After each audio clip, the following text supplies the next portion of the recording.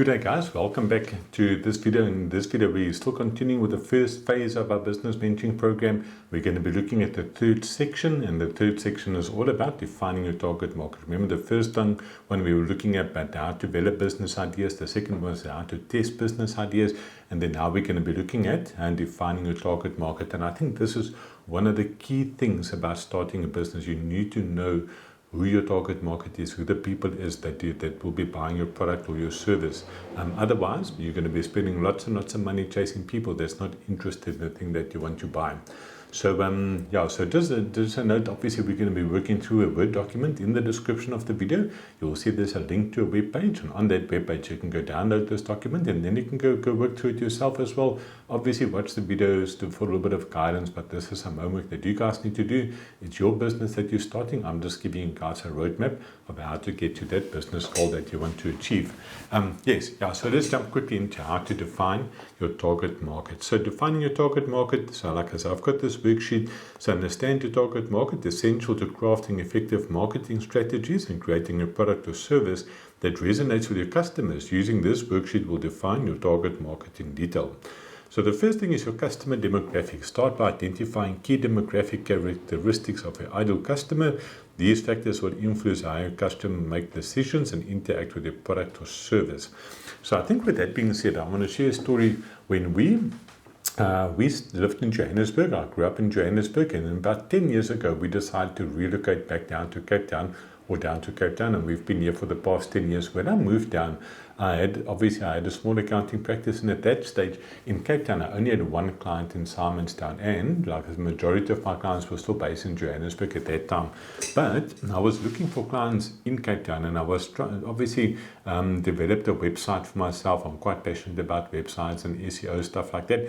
And then I decided to spend a little bit of money on paid advertising. And so what's interesting about the approach that I looked at is I said that who's my ideal customer, the person that I'm looking for to be my client as an accountant. And I said that I'm looking for people who are small business owners, who's got a turnover of, let's say for instance, less than 5 million rand per month or per year, and then I'm looking for people that's sitting behind the desk during the day. So I used that as my metric to say this is what I'm looking for. Then I went and I created my Google Ads campaign around those things. So I said that I only want to advertise office hours, and I only want to advertise on computers. I don't want to advertise on mobile devices and tablets and TV screens and stuff. Only office hours.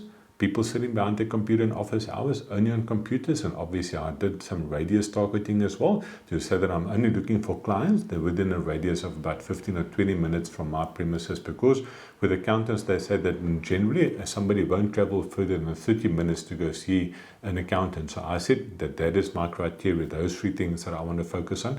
And I created my campaign around that to say that Google, I want to advertise, here's my website, here's my little ad that I want to run on Google, and these are the criteria that I want to meet. So within 9 months, I think I maybe spent about 1,000 rand on it, and in 9 months' time, I think I picked up 15 clients just in the little area where we're living in Cape Town. So I think that is one of the things about customer demographics, that you must make sure that you know who your clients are, especially when it comes to marketing. Otherwise, you're going to be burning money. And I think that's really, really important to make sure that you know who your ideal customer is and where those people are hiding. If you can find them and you know how to target them, then obviously you've got a big advantage above other clients. So let's have a look over here.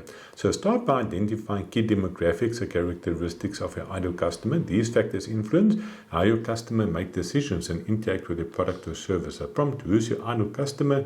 To consider these demographic aspects. What is the age? What is the gender? What is the income level? What is their location? What is the occupation? And what is the education level? So all those things are really, really important. And maybe I want to share another story with you guys as well. A good friend of mine, they also relocated from Johannesburg down to Cape Town, more or less the same time as what I relocated down. And he actually had a fencing company where they built fences. Now. And so what happened is when they moved down, he was advertising in newspapers. And he was probably spending about easy 10,000 rand a month on different newspapers in our local community to say this is the product that he wants to service or that he wants to do. And then I said to him, man, come on, let's jump onto Google and see what we can do. We probably halved his budget on Google. And we're going to be doing a whole video on marketing. I'm just explaining to you the concept about identifying your ideal customer. And we also looked at these criteria to say, where's these ideal customer hiding? And I think for half the budget, he ended up getting, I think, about 3 or 4 times the amount of leads. So it was actually so successful that he cancelled all his newspaper ads and he only focused on advertising on Google. So yeah, I'm just going to park it there. Like I said, we will be talking about marketing a bit later in this series, but I think it's just really, really important. Just to know that I think you need to try and figure out who's your ideal customer, what their age is, what their gender is, what their income level is, where they're situated, what their occupations are, and what their educational levels are. So I think that's really important. The next thing is the customer needs and behaviors. Understanding the needs and behaviors of your target audience will help tailor your product or service to their specific desires. Consider what drives them to make purchasing decisions and how they will interact with a product like yours. Prompt: what are the needs and behaviors of your target market? So the needs, so what problems or challenges do your customer face that your product or service can solve? The pain points, what frustrations do your customers experience in their daily lives that your product could address? Remember in one of the previous videos, I was talking about the guy with the locks and the lock business, where he said that in his industry, the service was really, really bad. So he decided to start a business where he was selling locks, but he said 24-hour turnaround time. If somebody orders something today, 24 hours later, it's got to be installed and it's got to be done. And just by changing his service delivery, there was one of the pain points that he identified. And I think here's probably something free for people thinking of relocating down to Cape Town. If you're based in South Africa, services in Cape Town is terrible. People don't stick to their appointments, they never pitch and stuff. So if you ever are looking for a business idea in Cape Town, if you ever want to start a service type of business, do some research. There's definitely opportunities over here. The services are terrible. I remember at our place where we live, our gate motor packed up, and I contacted like 3 security companies. One guy phoned me back, another guy emailed me back. The one guy said, no, you'll come see me the Friday afternoon. It's something like 2 o'clock in the afternoon.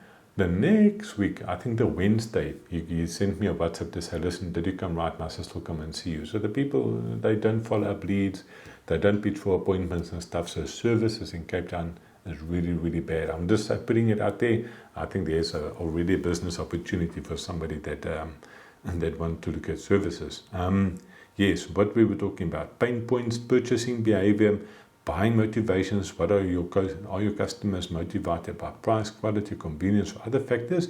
And then customer values. What do your customers value most in a product or services? Reliability, affordability, customer service. I think all those things are really, really important factors when it comes to defining your target market. Psychographics, and so in addition to demographics, psychographics help you understand the attitudes, the interest and the lifestyle choices of your customers. These insights are key in building marketing messages that resonate emotionally with your audience. And what are the psychographic traits of your target market's personalities? How would you describe your customers' personalities? Are they adventurous, cautious, detail-orientated, etc.? What are the interests, the hobbies, activities, or do your customers enjoy? How can your product or service align with those interests? Values and beliefs, lifestyle. How do your customers spend their free time? Are they more focused on leisure, work, or family activities? Attitudes towards money. Are your customers price sensitive, or are they willing to spend more for quality or convenience? I think there is also something interesting. A lot of people, when I started my accounting practice, I'm talking 15, 20 years ago, I was focusing on price. I was using price to attract new customers, and I think probably looking back is one of the biggest mistakes that I made is to try and underprice other accountants. These days, I remember I'm not a big fan of Facebook marketing, and I only picked up one client out of Facebook, which is a lot of people probably argue with me about that. And I remember that girl sitting inside my office today, and we were talking about the services that I offer and what I can offer them and stuff, and she was all excited. And then eventually we started talking about price, and I saw that she became quiet, and I was thinking, what's happening, So I asked her, what's the story? Well, what's your opinion about the price? I said, do you know what? Your prices are double from what the previous accountant asked him. But because she likes the way that I present myself, that I'm confident in what I'm doing, she's going to give me a chance. So that's the problem that I've got with Facebook. And I think Facebook, it's a brilliant platform. And I think if you're developing new stuff, it's a brilliant platform to create awareness and stuff.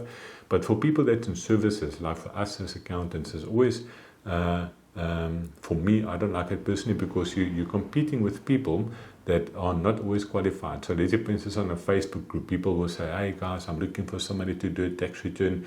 And obviously we have to be qualified. We need to have a degree. We need to belong to an institution. We have to belong to SARS, to make sure that we register tax practitioners. So just our compliance stuff, just to stay compliant every year, we have to spend like 40 hours of training a year. We have to spend tens of thousands of rands to make sure that we keep our licenses up to date.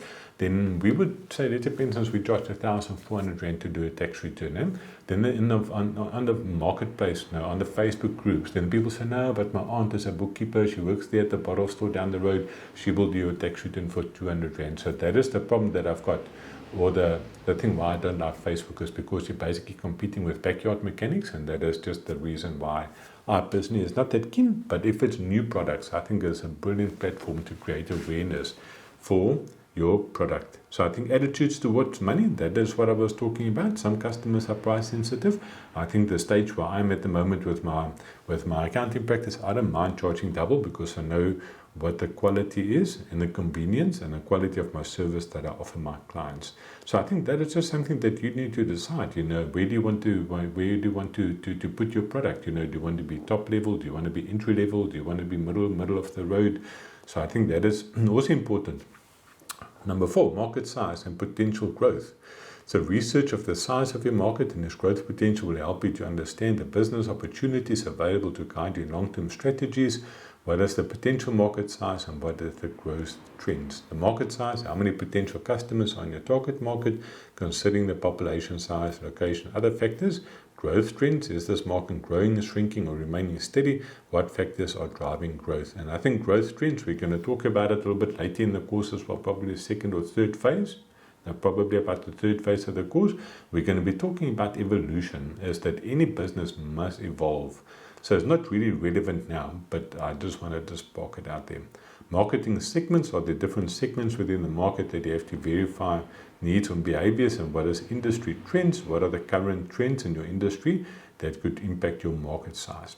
Customer journey mapping, understand how your customers will move through the buying process, can help you to identify touch points where you can influence their decisions. Prompt, what does your customer journey look like for your target market? Awareness and consideration. So I think that's really, really important, the decision and then the post-purchase. So I think that is just the whole thing about websites and stuff like that. So if somebody gets to your website, they decide that they want to buy a product, what does the journey look like? Is it a complicated thing? Do you build in some confidence into that thing where people say, oh, but here's a couple of reviews on your products, on your services and stuff like that. So I think all of that adds to the value or to the buying process of your potential clients. And just to go look at that thing and to say, listen, but if I'm a new client getting to my website, what is my experience? Is it a smooth checkout process? Is it easy to select the items that I want to buy? Just to look at all those type of things, because there's sometimes small things that put clients off. And I think so that is that for today. In this video, to define the target market, I think it's really important to stand still on this a little bit and just to make sure that you know where your potential clients are and how you're going to reach those things and where you want to position yourself in the market as well. I think in the next video, we're going to be talking about vision, and I think that's also a really, really important part. Remember, all the stuff that we're doing so far, we're building up towards putting together a business plan. So most of this stuff is just research that we're going to be using eventually, that we're going to plug into our business plan. I hope you guys enjoyed the video. Keep an eye out for the next one.